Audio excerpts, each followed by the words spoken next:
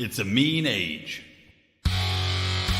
But it is going to be a beautiful future as long as we don't f*** it up.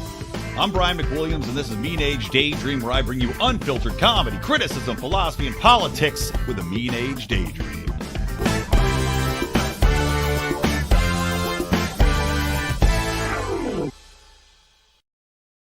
What's up, buttercups? Welcome to Mean Age Daydream. A happy holidays to all.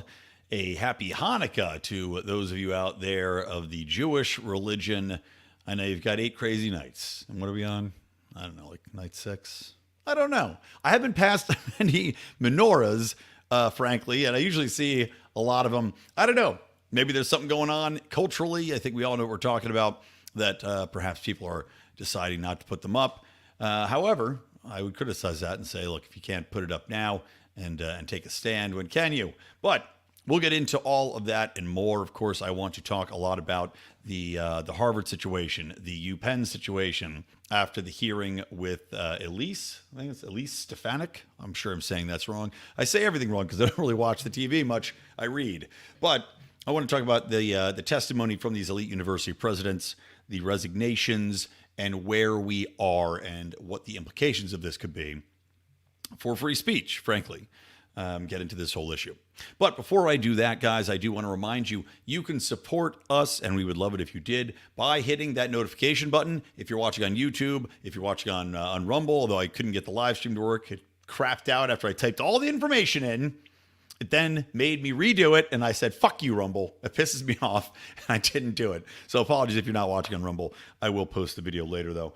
And make sure, please, subscribe to the podcast. We've got Lions Delivered Network. We've, of course, got Mean Age Daydream solo feed and Finding Freedom solo feed. If you guys are just tuning in for the first time, we have a fantastic network here. I do our Wednesday show. Monday is Finding Freedom, entrepreneurship, Bitcoin, justice system, all that on Finding Freedom. My show, of course, current events, comedy, and commentary, and, of course, some insight into what's going on with the Libertarian Party, as I am the communications director. And Friday, we wrap it up with Meme Wars, which is our look at a bit funnier, obviously some funny memes in there, but we also do some commentary on breaking news as well. So please subscribe to one or all of those. And if you would like to support us more, we are on Patreon and on Locals with some bonus content regularly, multiple times a week. All right, let's get into it. As you can tell, my voice is a little bit scratchy today. I was out of town the last few days, and I just got back yesterday. Still haven't gotten my voice completely back in from yelling and screaming about the Eagles just sucking the biggest wangage possible on Sunday Night Football. But what can you say except live to suck another day, right? And I'm going to talk about a story a little bit later. Hillary Clinton, man, that chick loves to suck another day, and she looks like she may get a chance to apply her suckage to the recent Biden campaign efforts.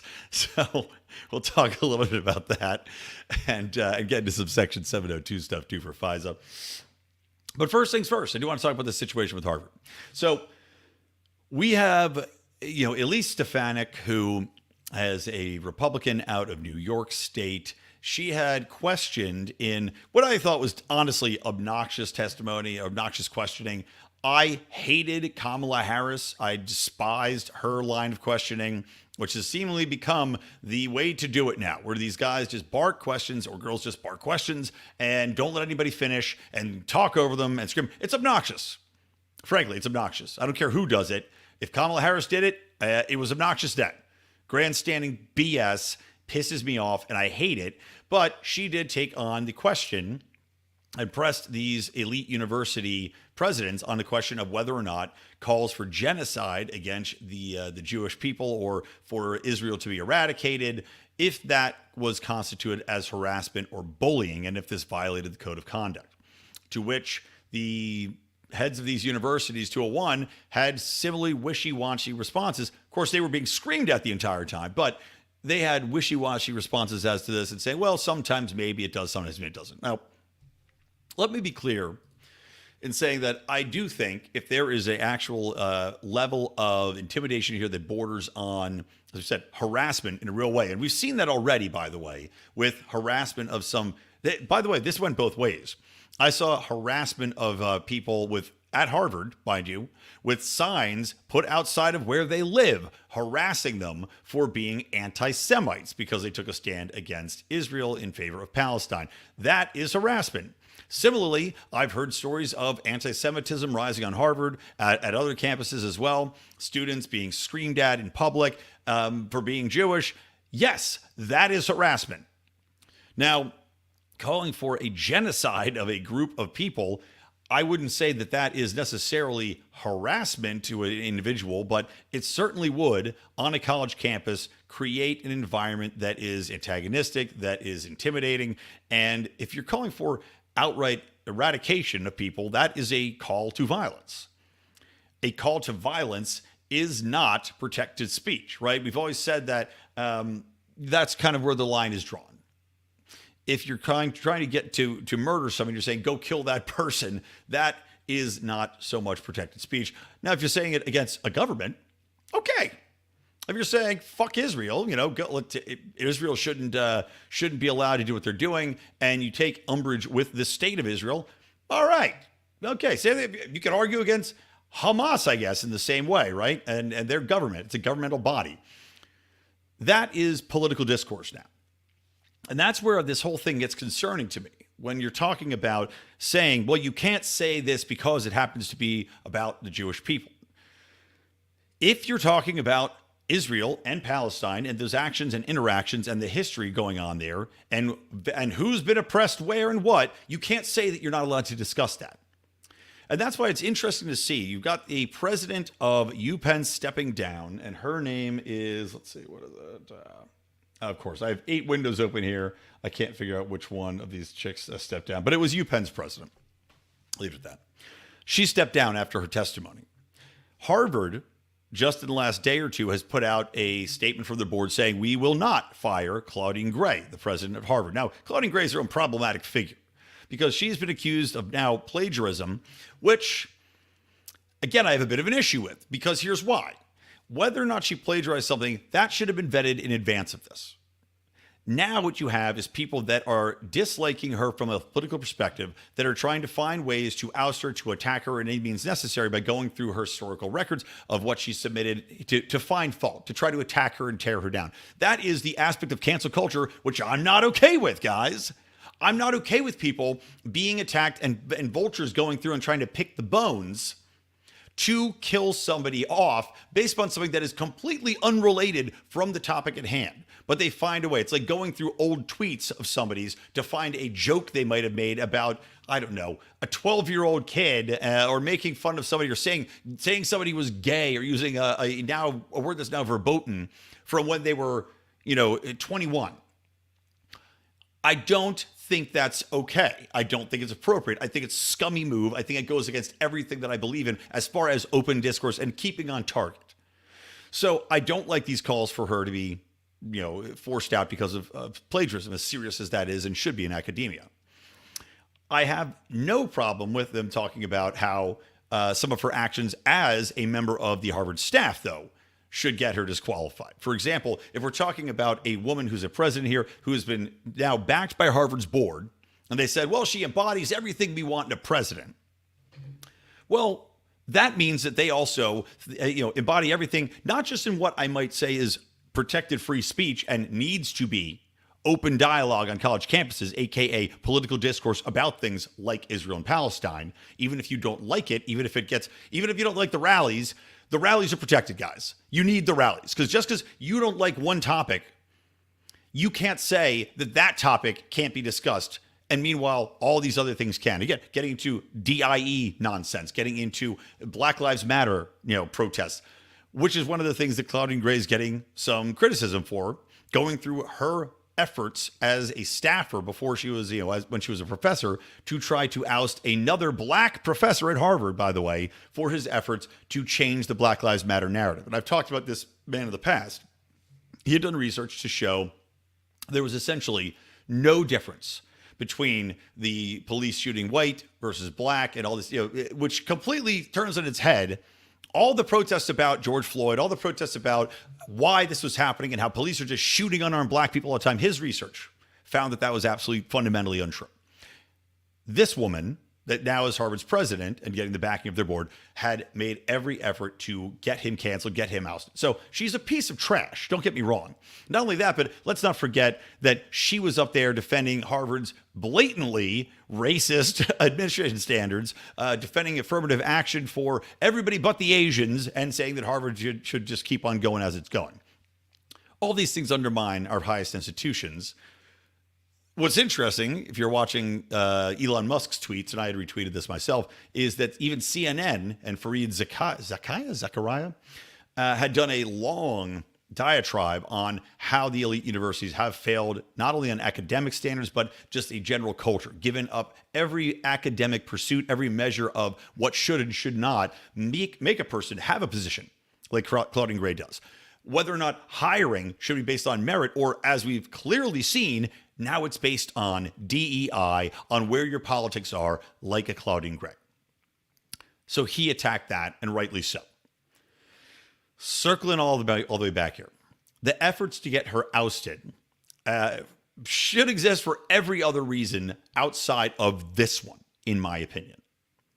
As wishy-washy as the answers might have been here, you have to think about what a difficult perspective this actually is, right? You're talking about an issue wherein historically you've got a very sensitive portion of the population in the Jewish population, which obviously has gone through things like the Holocaust, like World War II, ongoing semitism throughout history, right?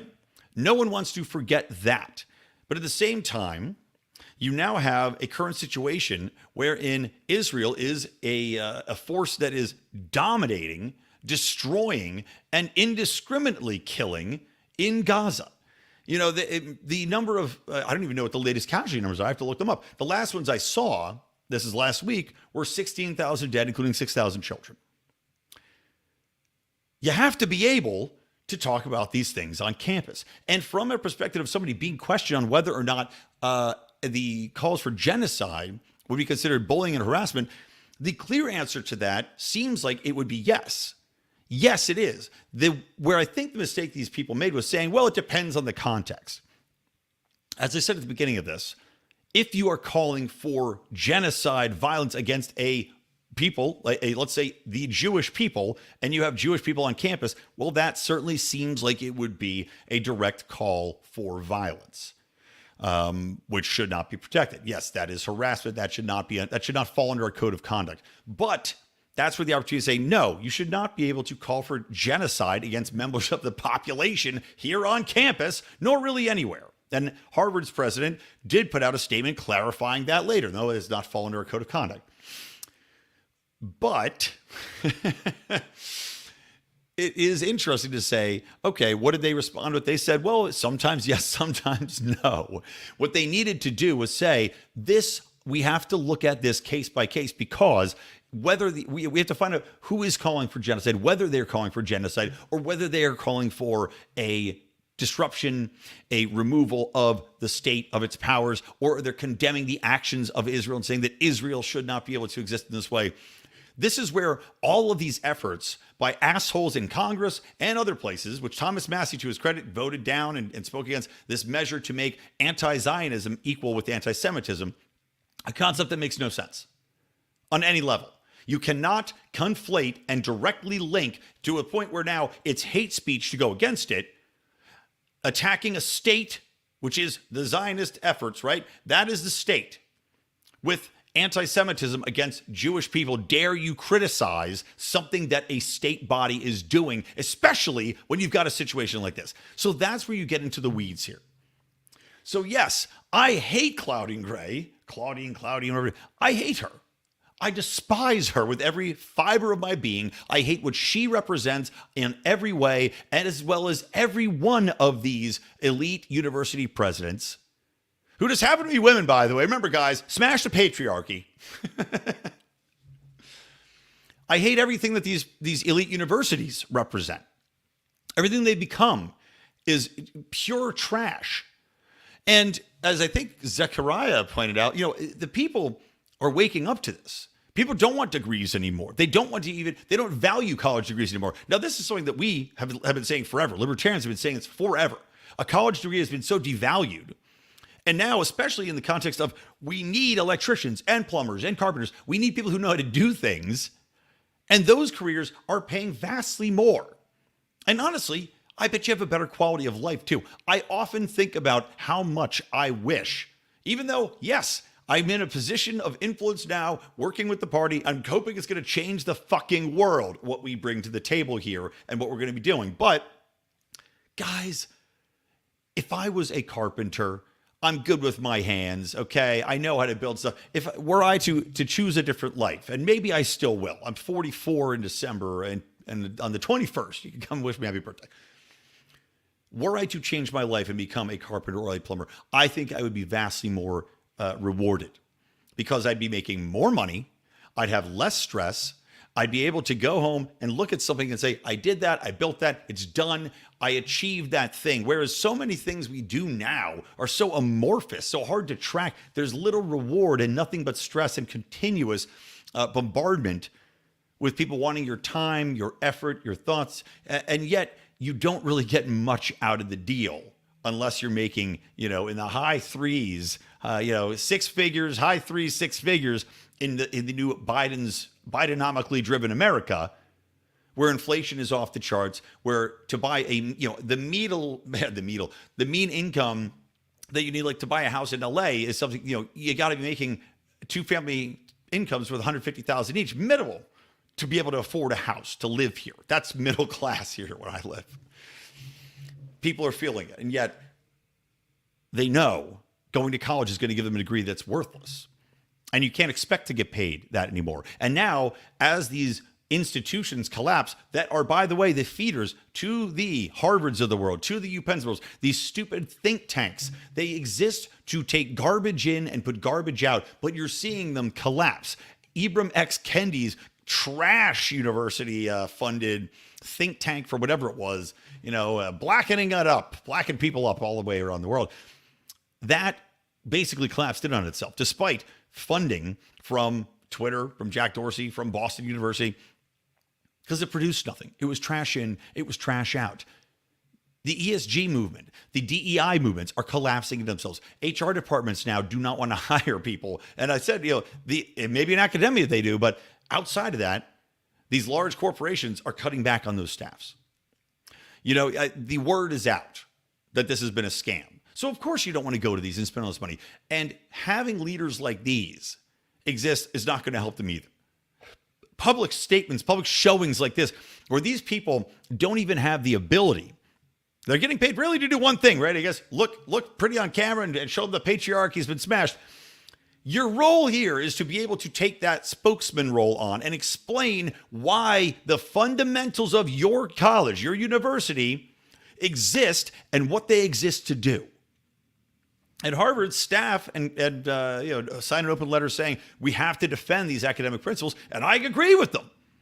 But it's funny that they decide to do this in this case, but in so many other cases, never mind. You're allowed to cancel speakers. You're allowed to harass and bully anybody that's on the right. You're allowed to intimidate the living hell out of people that dare disagree with you on BLM. You're allowed to cancel every Republican group or every libertarian group that wants to have an event or a speaker. It's ridiculous, the hypocrisy that's on display here.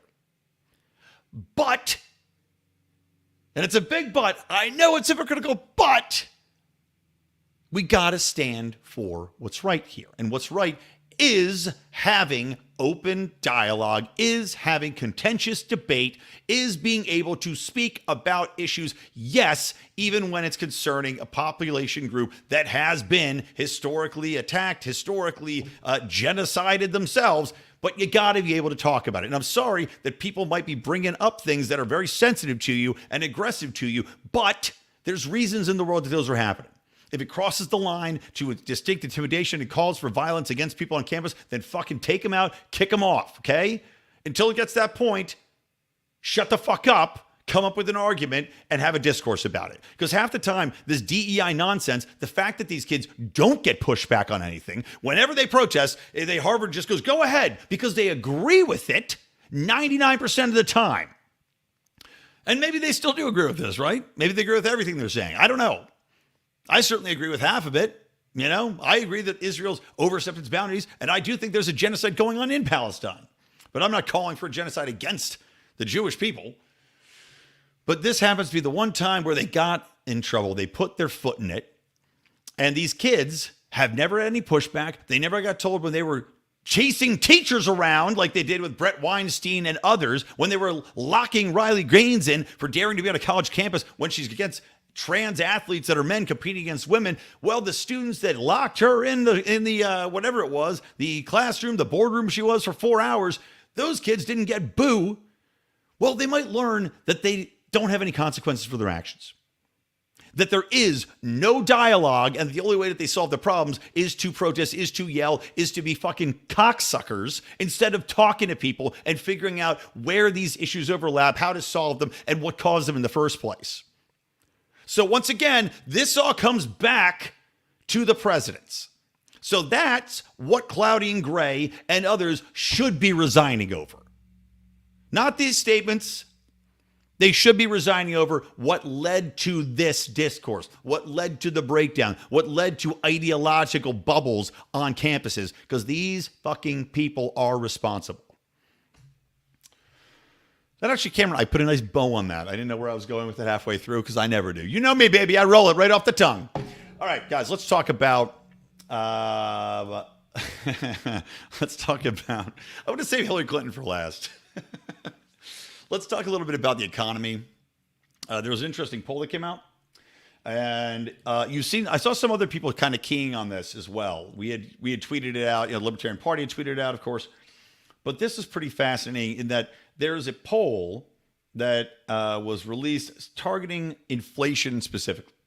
And it was interesting because not only did it get into the complete dismantling of the White House talking points about inflation, right, which are just nonsense based, and they are telling us that Bidenomics is working, and people just don't believe a single word of it, and that's great. And for example, they're talking about people that are saying their standard of living is worse than their parents. Aged 18 to 29, 39% said yes. Age 30 to 64, where I fall, that's, again, the middle class is being absolutely destroyed by current policies. 51% said their standards of living is worse. Age 65 and plus, 40%. Now, that's still a very high percentage of people saying their standard of living is worse, when for the last 50 years, nothing's been going, better than standards of living, if we're being perfectly honest. Technological advancements, health advancements, just basic availability of food and medicine, that makes your life better. And everybody was enjoying the ride, right? Even if you're still poor, your standard of living was a hell of a lot better. And then that came to a nice screeching halt, starting with COVID. And of course, continuation through with Biden's horrible, horrific economic policies and a rollback of energy and this green fossil bullshit. So they now are saying, most difficult economic time, everybody's saying age of 65 and plus, COVID shutdowns. So that's interesting because even people that were older going through some deep recession said COVID shutdowns were the worst economic time. All people, 39% said that. Post-pandemic right now, 22% and 20% all ages versus 65 plus. The Great Recession, and then, of course, going back to the 70s, 8% said that, and 7% with the 65 plus. So that's pretty damn telling. We think about some of the worst inflation that we can remember that happened within the country. You always talk about the 70s. You talk about people lined up to buy gas and how insane that was. And that was the steps that the Fed had to take, right, to basically raise the interest rates astronomically in order to curb inflation. Now, they have not done the same thing here, obviously. You need to get those inflation rates up, those interest rates up 15, 20%. They haven't done it. They're at 8%, I think, right now. So it's not under control. That much is clear. On top of that, Biden keeps spending our money, keeps giving our money away. As I said, there's been zero traction lowering our energy prices. At least in California, they're still astronomical, but that also ties in with energy dependence. So anyway, I'll move on to another one. Going down here, Bidenomics likes to tell you that you are just stupid. And if you read articles in the New York Times and the Philadelphia Inquirer and the Atlantic, there was actually a funny meme, and I should have saved it from Meme Wars, but it went through telling you that first it said inflation's not as bad as you think. Then it went and said, here, no, inflation's a good thing. Then it said something, God, there's a third one. And then the final one was inflation's your fault. So it goes through these levels of nonsense they're trying to convince you of until you get to the point where it's your fault that the everything's inflated because you're spending too much money.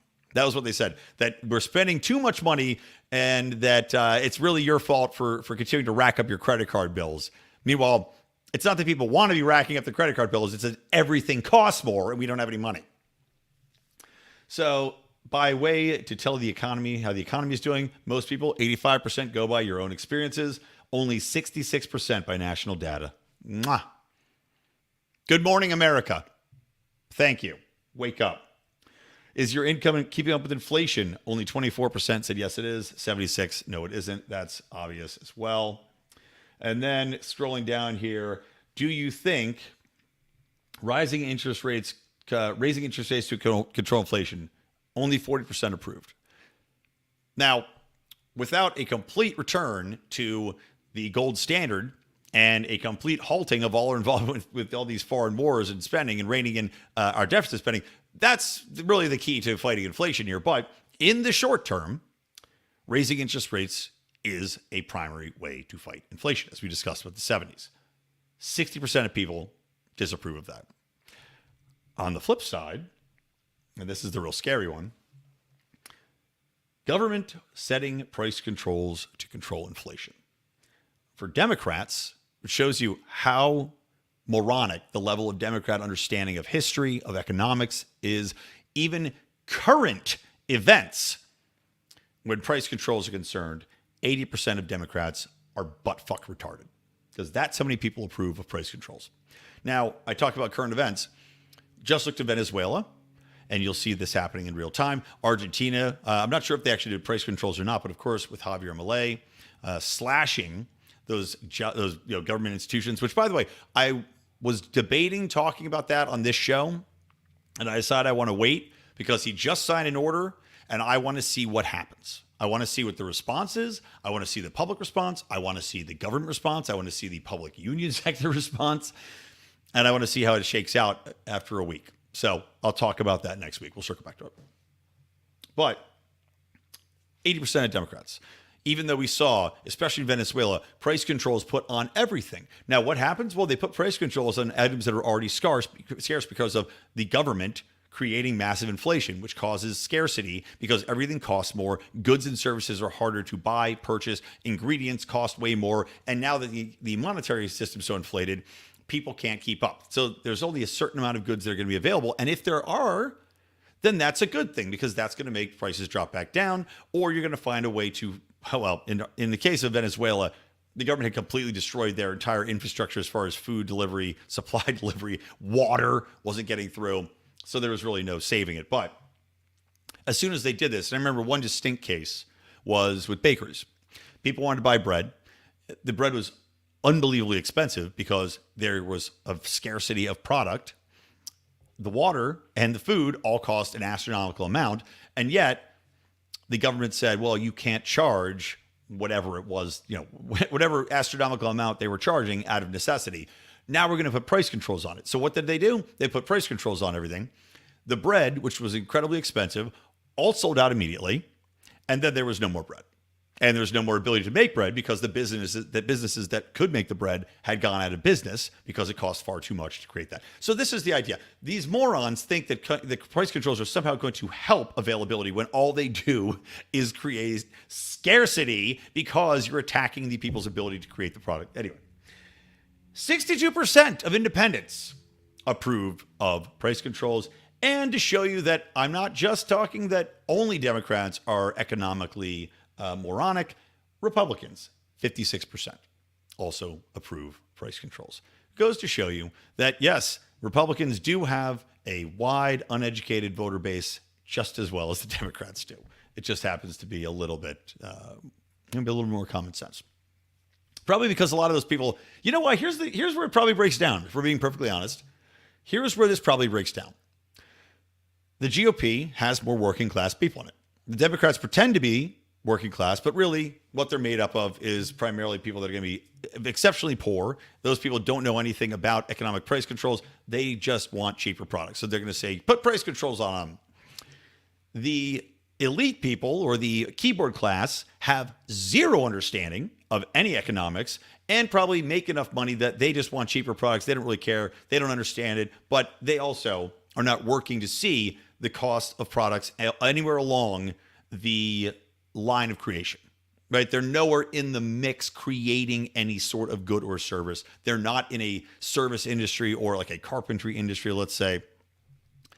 Meanwhile, the GOP, a lot of those people are working with their hands. A lot of those people are in the mix, making a part of the process somewhere in the component line, creating actual goods, farming, building, etc. Probably more of your GOP base is in that line of work. They get it because they see it. The Democrats, they only see the end product. They don't get it. That's just my pet theory. And then it asked if inflation is a top problem. Yes, anyway, I won't get through this whole pool. But I thought that was pretty interesting and terrifying. Because if price controls, which is something that, by the way, Biden has floated because he's a fucking idiot, and 80% of their idiot base will buy it, and of course they're desperate for votes and desperate for a bump in the polls, he's floated that idea for price controls for, I think, certain grocery items. I don't think he's floated for gasoline at this point in time, but there were certain items that were on this suggested list. And it would just be catastrophe for all the reasons I just said. Okay, next thing. Oh, Biden, by the way, while we're talking about Biden, he just signed another $200 million gift to Zelensky. Zelensky was just in town at the White House, posing, being frumpy, sitting with Biden. And, of course, Biden assured him that, oh, don't worry, we got your back. We got your back, Jack. But at the same time, he also said something very interesting, which was that the U.S. ability to help Ukraine was basically drawing to a close. The U.S. is getting close to the end of its ability to aid Ukraine. Now, yeah, no shit. Unless we were physically going to take action with our military, causing a potential World War III, and of course this would in no way, shape, or form help the American population, nor has any of the money that we've sent over to Ukraine helped the American population. But, of course, you're going to hit an end because Ukraine's losing this war. They've been losing for the past few months, probably since day one, if we're being perfectly honest. Our people are now encouraging them to sit down and negotiate, though Biden hasn't said that out loud here. Zelensky, flat out, by the way, had said they reject any sort of sit down because, of course, he's a corrupt, now dictator, who has gotten rid of the religion, the freedom of speech, other political parties. Mainstream media outlets have all been converged into one state media, and he jails other people that are reporting on anything outside. Like there's a reporter right now, I was reading on Twitter, Elon Musk had brought it up again, good feed. This reporter who's been jailed apparently for creating videos online. Now, if there's any merit to what they're saying that he's, undermining this and that certain things are false, and he's denying that certain attacks happened and the number of people killed. I don't know if there's merit to those claims or not. What I do know is that I don't believe a single thing coming out of Ukraine. It's all propaganda. Even what's true is propaganda. So, of course, I don't believe a goddamn word of it. But of course, we're going to hit a point where there's no longer any aid we can provide to these people unless we're going to send in troops, which would immediately, I think, be met with revolt, flat out revolt here at home. Nobody's signing up their kids to go over there. The military already has problems with recruiting for obvious reasons. And Biden knows this. It's an incredibly unpopular war at this point. But yet, he wants to give them $200 million more. Good job. Now, people are so upset with Biden, with Bidenomics, with Hillary Clinton, with Bidenomics, with the inflationary numbers, with Ukraine support war, and with his doddering incompetence that the Democratic Party has hit such a low, they will be turning to Hillary Clinton. Now, Hillary Clinton was such an unlikable figure that she lost to Donald Trump, let me remind you. And the Democrats are turning to Hillary because they said they think that her appeal with women voters is somehow going to bring people to Biden, right? Her popularity with the Democratic base, which I don't even know how popular she is, if she's still that popular. I think she's probably lost a little bit of that along the way. I think even Hillary has become too cloying, too pathetic, too desperate. and too much of a obvious shill. The collapsing of the Clinton Global Initiative should have told everybody just what a fucking shill she and Bill both were for corruption and influence when she was working as the Secretary of State, and how the 85% drop in funding that their initiative got as soon as she lost the election. Pretty clear. But if you need to bring Hillary Clinton in to appeal to women Democrat voters when you're going against Donald Trump, I don't know what possible hope you have. Those people should already be there voting for you no matter what, right? Like trying to pry female Democrats, right? This is why we say, progressive white women are the absolute nemesis of everything good in the world. These women are going to vote for Biden no matter what. And if they're not, that means a couple things. It means, number one, that probably progressive policies from the Democratic Party have hurt their family and their children. Look at what's happening with the DEI crap in schools. Look at what's happening with critical race theory. Look at what's happening with trans. Look at what's happening with this, this ultra woke push to sexualize everything and, pick your gender and age in kindergarten. And also COVID. Shutting down everything over COVID, the unions teaming up to say fuck you to parents and ruin children for a generation. I did a show talking about how they're claiming that a whole generation of kids is going to basically need to put it on welfare or UBI, right? Coincidental benefit for the Democrats. But maybe they're playing a long game, guys. But I know a lot of women even in LA that woke up. COVID woke them up. My wife and I were just talking about this. COVID woke them up. If COVID can do this under the auspices of government, if they can lie to us and shut us down and attack your children, and the government under the Democrats just kept on doubling down on it, can't be supported. Now, Donald Trump, also a piece of garbage, of course, had pushed COVID shutdowns as well, still defends the vaccines to this day. He ain't much better. But at least I think people look at the ongoing fight with the Democrats and they say, I can't tolerate this anymore. So if you've lost those female voters, either over education, inflation, household pricing, whatever it might be, Hillary Clinton ain't bringing them back. I'll tell you that. Nothing Hillary Clinton is going to say or do other than Seth Riching them, right? They go up and threaten them directly, is going to bring those people back. And what is doubly funny is at the same time the Democrats are apparently turning to Hillary Clinton to boost Biden's numbers.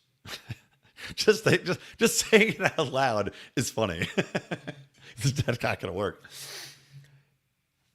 At the same time, there's a book that's coming out with a very funny statement from Bill Clinton in it. And this is on from a book called The Squad, AOC and the Hope of a Political Revolution by Ryan Grimm of The Intercept. Just came out last week. And he says that the former president, Bill Clinton, tore into his wife's campaign as it was floundering for being ineffective communicators, which they were, offensive communicators, as was Trump, by the way. But, everything Hillary Clinton said was just obnoxious, DNC nonsense talking points, doubling down on crap that people are bored with. But he said specifically that they couldn't sell pussy on a troop train. So there you go. Biden's bringing in the same woman who could not sell pussy on a troop train, according to her own husband. You gotta love it. All right, last thing, guys. Let's wrap it up on talking about this FISA Section 702. Now, by the time this comes out, I think they might even be voting the morning of for this hearing on the approval of the new NDAA. Of course, that is the military budget. Now, Mike Lee has been pushing back on this, trying to stop this vote, trying to get in protections. I think Jim Jordan also has one, essentially reining in the surveillance the surveillance is built in here. Now, what they did in this most recent application that they're trying to push through in accordance with a 3,000-page bill that's got all this other crap in it, as they always do, which is why it's vitally important that they break these bills apart. Vitally important that this happens. But within this new FISA context of 702, they now have added in a part of it, which I'm going to paraphrase, but essentially, it redefines who can and cannot be compelled by the FBI with a warrant, right? In the case of trying to like Apple or Google or something like that, as a provider of internet, they're talking about, at least previously, talking about people who had been essentially ISPs or working, like I said, like an Apple, where we want to get in your phone, right? And Apple's, I've been told them to screw off. I'm not sure if they caved on that or not. The backdoor fight's been one that's been ongoing. This would redefine and expand the definition of a wireless provider to include people that create devices like Wi-Fi routers. And that opens it up to just, I mean, you talk about opening Pandora's box for what these warrants could get. And let's not forget, the FBI, which we've been told has been reined in, of course, no measurable comeuppance has come for any of the discretions or indiscretions and violations that the FBI has already done and been found guilty for, thousands and thousands of them. We found this out, of course, during Russiagate and the ongoing investigations about that. FISA courts just rubber stamping any government requests whatsoever. FBI, I think they turned down something like 3% of all FISA requests, and there were thousands of them. So this now would enable the government, depending on this interpretation, which of course the government interpretation is always going to be the broadest interpretation that benefits the government, would enable people like, that had a Wi-Fi router in a coffee shop, at a baseball stadium where millions of people are using it yearly, at a, there's even Wi-Fi routers on traffic lights. Remember, there was a big to-do because a device called a Stinger was able to basically hack into Wi-Fi or remote devices without permission. And police departments were using these to track people. And that got slapped down because it's blatantly unconstitutional in violation of the Fourth Amendment. This little darling would open up Wi-Fi routers to be essentially, open game for the FBI, should they want to interpret it that way, which they clearly do. So people like Mike Lee, like Thomas Massey, I've seen a few others speak out against this and are saying we can't pass this bill. Now, do I think that this bill is going to pass? Yeah, of course. Of course. I mean, Congress is made up of gutless morons, and all the other crap that they want in this bill will rubber stamp it. And let's not forget, too, that the vast majority of Democrats and Republicans are big state, big government, zero privacy, pro-surveillance. They're not going to have a problem with it, as long as it funds the military especially. So I don't have high hopes for this, but it's worth noting. And hopefully, even if this crap passes, you can get something forthcoming from a Jordan, a Massey, a Lee that might be able to gut it again and try to pull it back down. All right, guys, I think that's probably going to wrap it up. Let's see if I have anything else I've left out. We talked about Hillary. We talked about Harvard. We talked about our Section 702. We talked a little bit about Milley. As I said, I'm going to punt that to next episode because I want to see what happens after you sliced and diced it.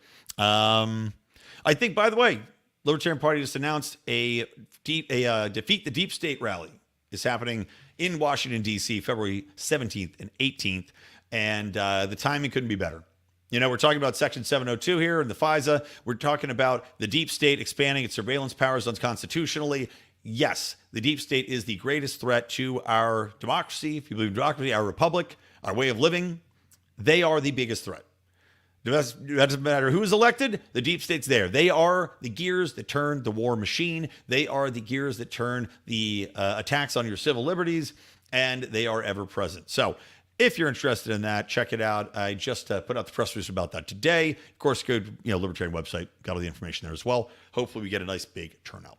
Otherwise, guys, thank you for checking us out. Don't forget to subscribe. If you don't hit the notification button on YouTube, you will not see the video. We are badly shadow banned on there and have been for decades. No, not a decade. Almost a decade, actually. It might be a decade. That's the penalty you pay. When you're a forerunner, when you've been around a long time, you just don't have the reach. They have walled us in. So it sucks. A lot of other people have come up on YouTube, specifically on YouTube, blown up on YouTube. We are in our box because they will not allow our 6,500 subscribers to see our stuff. That number just kind of stays statically ever since they started to to shadow ban us and to blacklist us. So guys, need you to help out. Subscribe, hit notify. That way you see the content. And subscribe to the podcast. All right, bye. From me, Brian McWilliams, from the Lions of Liberty, and from Mean Age Daydream. Always keep those electric eyes on me, babe, and keep that ray gun to my head.